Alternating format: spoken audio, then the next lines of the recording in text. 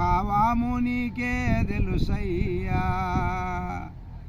ఎర్రమాను ఒడ్డు కింద 8 ఓడాలున్నవి. ఊడాలించి చూచితే ఓ యాగంటి లింగా యుగము జగములందేయున్నవి.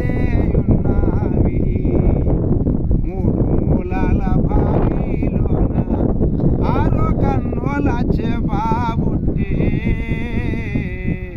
మూల మెరగే గాలమేయన్న ఓ యాగంటి లింగా. దీని భావము నీకే తెలుసయ్యా.